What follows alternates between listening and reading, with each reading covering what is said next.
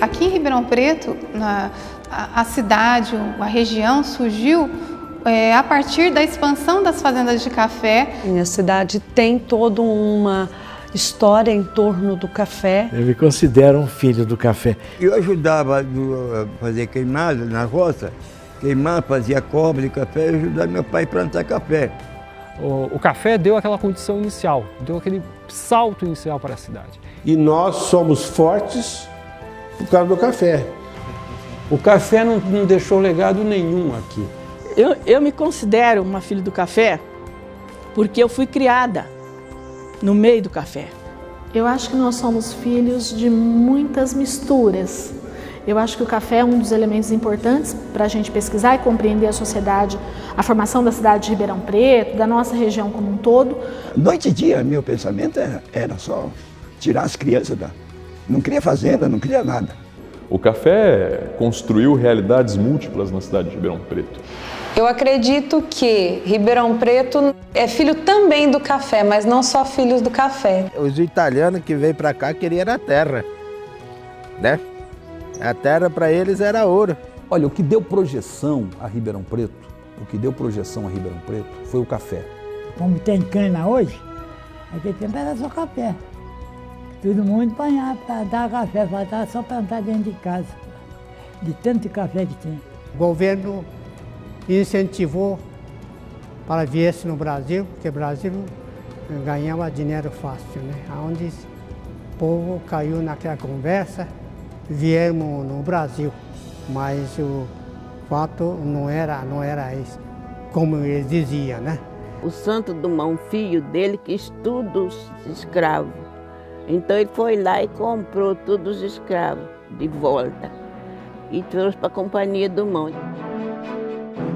A história não propõe a universalidade nem a totalidade.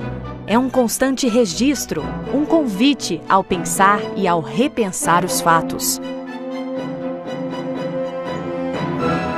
Existe a história que se viveu. Então deixa eu contar uma história minha. E naquele tempo, uma camisa tinha mais de 10 cores de camisa. Tirava de uma, passava para outra, porque remendava tudo para recuperar aquela, porque não podia comprar outra. Isso aí eu provo e falo que aconteceu com nós, na nossa família. E a história contada e recontada. Assim falava meu pai e os outros diziam que quando isso aqui começou a abrir, cada fazendeiro pegava e fazia a picada. Fazia um trio e falava, daqui para cá é meu, daqui para cá é teu.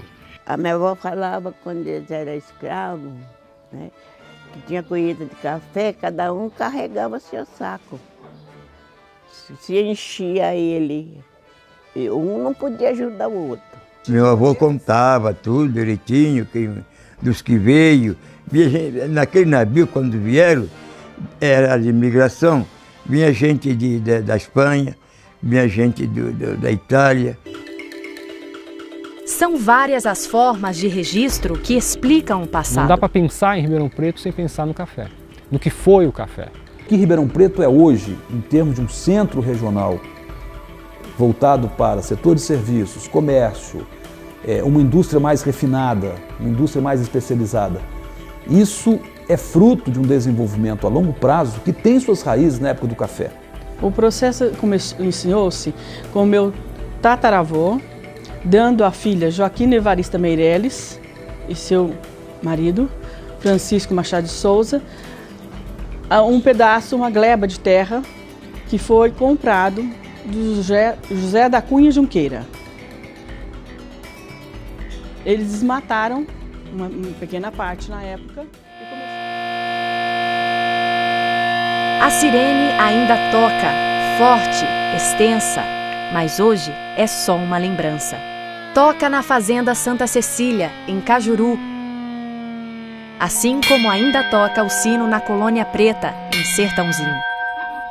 Dona Maria da Conceição nasceu livre e aos 92 anos ainda guarda na memória histórias que ultrapassaram um século. Meu avô chamava Honório Nery Sacramento, minha avó chamava Mamédia Moreira Gomes Sacramento, meu pai chamava Lourenço Roberto, minha mãe chamava Marcelina Nery Sacramento. Eles vieram para o Dumont, formaram cafés, até que rompeu o esquina, trabalhou. Aí quando rompeu a Liberdade, cada um caçou um rumo, né? E meus avós veio para cá. Dona Maria, Senhor Doca Bonfim, os imigrantes Quineu Kurosawa e Giuseppe Di Donato.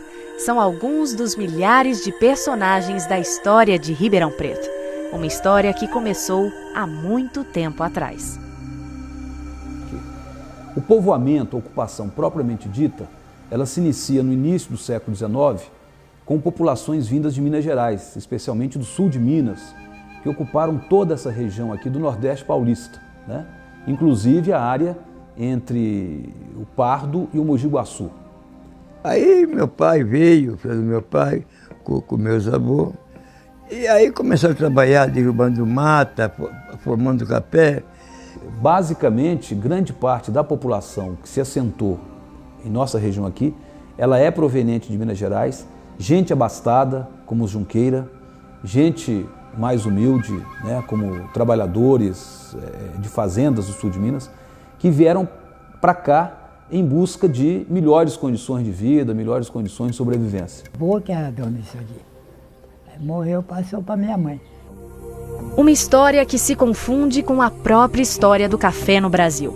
Quando Francisco de Melo Palheta, adido do Brasil na Guiana, foi conseguir umas mudas de café e elas entraram pelo Brasil através do norte, os governadores da província do Grão-Pará e do Maranhão, eles tinham intenção de plantar esse café na região. O café chega na área do Rio de Janeiro no final do século XVIII e pouco a pouco ele vai subindo serra acima, como se dizia naquele momento, vencendo a Serra do Mar e alcançando as terras, os morros de Meia Laranja, no Vale do Paraíba. Nesse meio tempo, o café chegou a São Paulo pela região de Ubatuba, subindo a Serra do Mar e se colocando ao lado dos cafezais do Vale do Paraíba do Rio de Janeiro, porque essa região fica entre São Paulo e Rio de Janeiro. E aí, então, eles começaram aqui em São Paulo o cultivo do café. Com isso, largas áreas muito maiores que as litorâneas passam a produzir café. Já na década de 1820, 1830, você tem um volume exportado bastante considerável que vai se expandir ao longo do século XIX. A diferença que existe entre a plantação de café realizada no Vale do Paraíba e na região aqui de Ribeirão Preto, ela está mais ligada ao tipo de clima e ao tipo de solo das duas regiões. E, portanto, também a como era feita a plantação. Como lá o relevo é mais arredondado, eles chamam de mares de morro, o café que foi plantado na região e que era plantado em fileiras, porque ainda não existiam as curvas de nível, ele erodiu muito o solo e com isso o solo se deteriorou. Aqui na nossa região, o topo do Planalto, em função do derrame de lava, que a lava sobe e se deposita em camadas uma acima da outra, ele é um relevo mais plano. Então, ele não... E quando o solo se forma, ele se forma em cima da rocha-mãe. Então, ele é um solo que não sofre tanta erosão. Então, em função disso, a produtividade do café aumentou de forma extraordinária e o café se espalhou por toda a região. Com isso, busca-se novas áreas. Então, o café vai expandindo a partir do Vale do Paraíba, buscando terras, no caso de São Paulo, mais a oeste. De início, as regiões mais antigas, ao redor de Campinas, Limeira, Piracicaba, e aos poucos vai atingindo o que era chamado de Oeste Novo, que seria a região atualmente de Ribeirão Preto. Os grandes cafeicultores, aqueles que vão realmente investir na compra de terras para o desenvolvimento de grandes lavouras de café para exportação, eles são quase todos de fora, né? com exceção talvez do Junqueira, né, que já estavam enraizados aqui muito tempo antes, desde o início do século XIX, os grandes cafeicultores como o Coronel Schmidt, o Dumont, né? Martinho do Paraíba Júnior, Luiz Pereira Barreto, oriundos de outras regiões, vieram para cá para plantar café em larga escala e fizeram propaganda que com isso publicaram em jornais diversas notícias a respeito dessas terras que atraíram diversas pessoas. Inclusive, no caso do Pereira Barreto, fez uma caravana do Vale do Paraíba para cá. Então essa influência desses divulgadores das terras do Oeste Novo são muito importantes. Quando os imigrantes italianos chegaram aqui, eles ficaram muito encantados com a cor do solo que tinha aqui. E todo mundo muito admirado falava Mavarda, Mavarda, Mavarda, que é terra rossa, né? Só que, na verdade, a tradução de terra rossa em italiano significa terra avermelhada. Os brasileiros, não sabendo que o italiano praticamente não fala o X, eles traduziram como sendo terra roxa. E aí ficou essa denominação de terra roxa. Uma história de homens e mulheres livres e escravizados, brasileiros e imigrantes. Você tem um certo mito na história de Ribeirão Preto que nos diz que Ribeirão Preto começa com o café e o café já não usava trabalhadores escravos. Não é verdade, né? O início da expansão cafeira em nossa região utilizou sim o trabalho escravo em larga escala. Até 1886, 87 era a principal força de trabalho em Ribeirão Preto. Havia mais escravos em Ribeirão Preto do que imigrantes estrangeiros. O João Franco de Moraes Otávio, por exemplo, um grande cafeicultor aqui no século XIX, ele era um grande e poderoso senhor de escravos. Porém, essa alternativa estava esgotada. A abolição e a demanda por mão de obra era tão grande que fazia-se necessário trazer outros contingentes populacionais, principalmente de imigrantes estrangeiros, mas também nacionais que aqui afluíram. É evidente que você tem essa transição, então, do trabalho escravo para o imigrante, ela se faz na nossa região rapidamente, né? Principalmente a partir da chegada dos trilhos da Mogiana. Eu encontrei uma pessoa que trabalhou com meu avô, mas não o que trabalhou, os filhos dele. O avô dele, esse homem trabalhava com meu avô, levar café para São Paulo em burro. Em burro, ninguém acredita que eu estou morando aqui. Tropa de burro, tinha, por exemplo, 200 burros. Cada burro levava 2 sacos de café. Andava daqui em São Simão, o Tambaú, primeiro sítio que eles encontravam, pedia para posar. Posava. Eu ia para lá, voltava daqui 2 meses, 2 meses para ir e voltar. No lombo de burro não seria possível levar o café até Santos.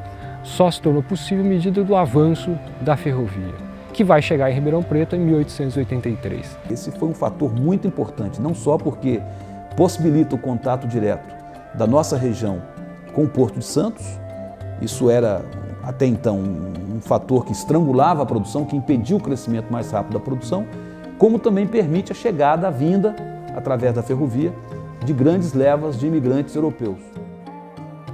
No final do século XIX, é o período em que aconteceu uma grande migração para o Brasil.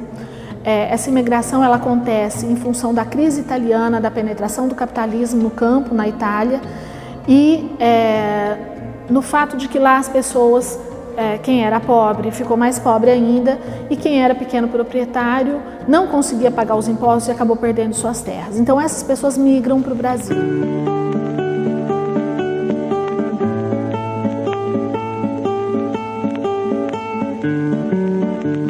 Italia bella, mostrati gentile, e figli tuoi non li abbandonare, se non ne vanno tutti in Brasile, non si ricordano più di ritornare, ancora qua ci sarebbe da lavorare, senza stare in America emigrare. E nessa época, então, se estabeleceu um sistema de trabalho bem característico, que é o colonato. Por quê? A partir da vinda de imigrantes para cá, né? Porque com a instalação das fazendas, já foi adotado, a maioria delas, o trabalho imigrante, os trabalhadores imigrantes que vieram para cá com suas passagens subsidiadas pelo governo. Claro que as condições de trabalho, tanto para escravos como para os imigrantes, não são tão boas quanto a gente poderia imaginar. Mas, sem dúvida alguma, são pessoas que vão ser muito importantes para fazer essa cidade cafeeira, e Ribeirão Preto vai se destacar muito nessa questão do café. Vai ser a principal região produtora de café do estado de São Paulo, que é o principal produtor do país. E eles já vinham para as fazendas de café com um contrato de trabalho chamado colonato, que combinava 3 formas de pagamento. Quando viemos para cá, não viemos com contrato. Com 4 anos era para ficar na fazenda. Antigamente existia um modo de trabalhar na fazenda. A gente pegava 5 arqueiros de terra, por exemplo, mato, né? Derrubava, plantava café, mas o café é para 6 anos, daí 6 anos entregava para a fazenda. Esse camarada que trabalhava em roda de casa, no terreirão, tinha um ordenado dele. E quem era colônia também tinha um ordenado para conservar o café. Mas podia plantar feijão, podia plantar as coisas, era dele, a mercadoria era dele.